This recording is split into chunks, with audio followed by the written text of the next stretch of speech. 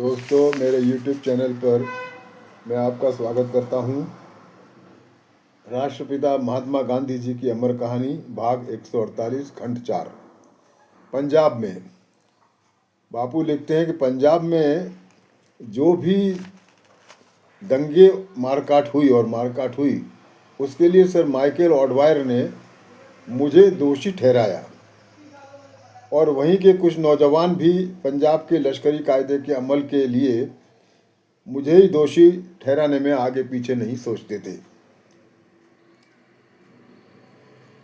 नौजवान ऐसा युक्तिवाद लगाते थे कि यदि मैंने सविनय कायदे भंग को लागू नहीं किया होता तो जलियांवाला बाग कांड और लश्करी कायदा पंजाब में लागू नहीं किया गया होता, और कईयों ने तो मुझे धमकियां भी दी थी कि यदि मैं पंजाब में गया तो लोग मुझे मार डालेंगे।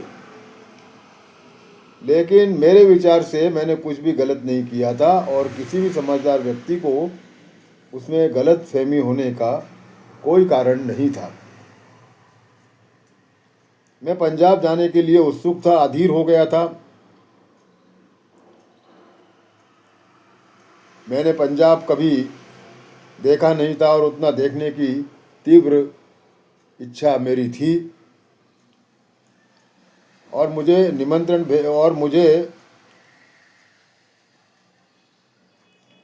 भेजने वाले doctor Satyapal, doctor Kitchlew, doctor Rambhuj Dutt Chaudhary और अन्य से मिलने की भी मेरी बहुत इच्छा थी। ये लोग जेल में थे, पर मुझे विश्वास था कि इन लोगों को सरकार ज़्यादा दिन तक जेल में नहीं रख सकती थी।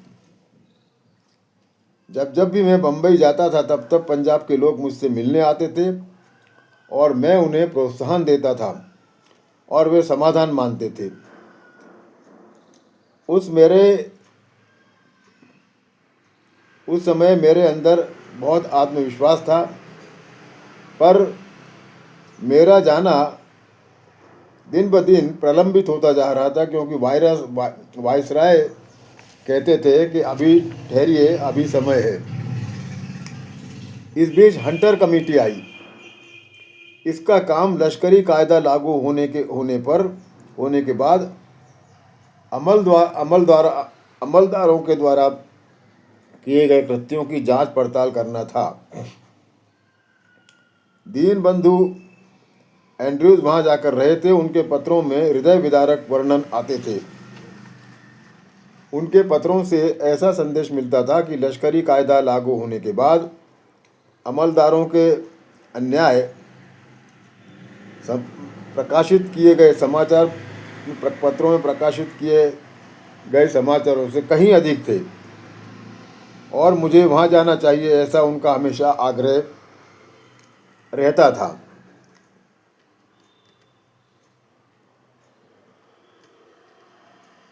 इन सब के आग्रह पर मैंने वायसराय को फिर से तार किया। उत्तर आया कि इस तारीख को आप जा सकते हैं, और मुझे याद आता है वो शायद 17 अक्टूबर की तारीख थी।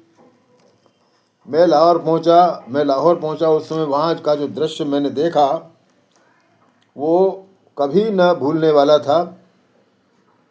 बरसों से बिछड़े हुए अपने सगे संबंधी से मिलने के लिए जैसे लोग आतुर होते हैं, वैसे मुझे मिलने के लिए लोगों की विशाल भीड़, प्रचंड भीड़ स्टेशन पर हो गई थी और लोग खुशी से पागल हो गए थे। डॉक्टर रामभुज दत्त चौधरी के घर मेरे ठहरने की व्यवस्था थी। श्रीमती सरला देवी चौधरानी से मेरा पहले से ही परिचय था। मुझे आसरा देने की जवाबदारी उन पर पड़ गई। मैंने आसरा देना शब्द का यहाँ प्रयोग जानबूझकर किया है, क्योंकि अभी की तरह उन दिनों में भी मैं जिस घर में ठहरता था वो घर धर्मशाला बन जाता था।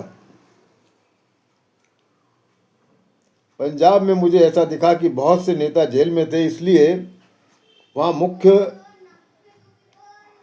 नेताओं का स्थान पंडित मदन मोहन मालवीय, पंडित मोतीलाल नेहरू और स्वामी श्रद्धानंद जी ने लिया। मालवीय जी और श्रद्धानंद जी से मेरा अच्छा परिचय था, पर मोतीलाल नेहरू जी से मेरा परिचय सबसे पहले लाहौर में ही हुआ। ये नेता और अन्य जिन्हें अभी तक जेल जाने का सम्मान नहीं मिला था, उन सभी स्थानीय नेताओं ने थोड़े ही समय में मुझे अपना बना लिया था और कहीं भी मुझे परायेपन का एहसास नहीं होता था।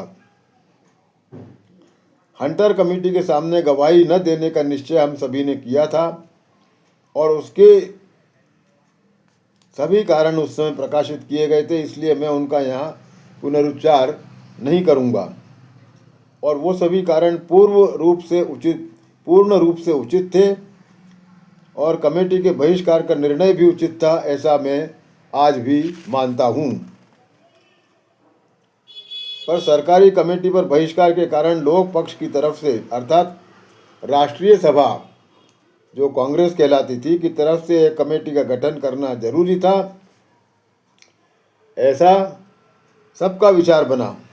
इस कमेटी में पंडित मोतीलाल नेहरू, स्वर्गीय चितरंजन दास, श्री अब्बास तैयब जी, श्री जमकर और मैं, इतने लोगों की नियुक्ति हुई। हम लोग जांच पड़ताल करने के लिए अलग अलग जगहों के लिए निकल पड़े।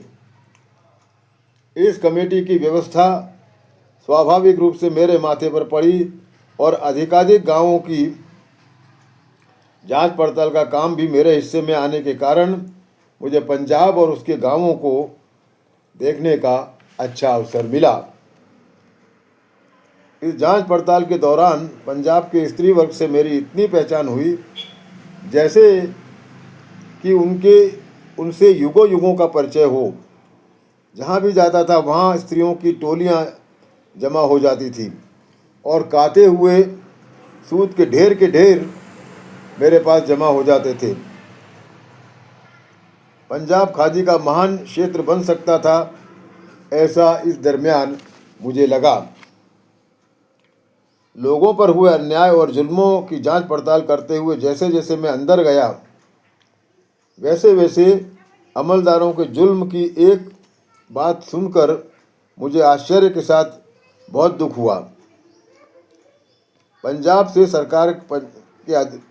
सरकार को अधिक से अधिक सिपाही मिलते थे। वहाँ के लोगों ने इतना अन्याय सहन करना मुझे तब भी और आज भी आश्चर्यजनक लगता है। इस कमेटी का रिपोर्ट जारी करने का काम भी मुझे दिया गया। पंजाब में कैसे कैसे जुल्म हुए, यह जानने की इच्छा जिसको हो उसने इस रिपोर्ट को पढ़ना चाहिए। इस रिपोर्ट के बारे में मैं इतना ही कह सकता हूँ कि इसमें कहीं भी कोई अतिशयोक्ति नहीं की गई थी और जो बातें लिखी गई थी उनके सबूत भी दिए गए थे और इस रिपोर्ट से में प्रकाशित सबूतों से कहीं अधिक सबूत कमेटी के पास थे। जिस बात पर जरा सी भी शंका थी उसे रिपोर्ट में नहीं लिखा गया था और इस तरह से सत्य का पालन करते हुए इस रिपोर्ट को लिखा गया था। ब्रिटिश सरकार अपनी सत्ता बनाए रखने के लिए किस हद तक जा सकती थी और कैसे कैसे अमानुष कृत्य कर सकती थी, इसकी कल्पना वाचक को मिलेगी। इस रिपोर्ट की में लिखी हुई एक भी बात आज तक झूठी नहीं निकली है और इसी के साथ यह अध्याय समाप्त होता है। आपका बहुत बहुत धन्यवाद।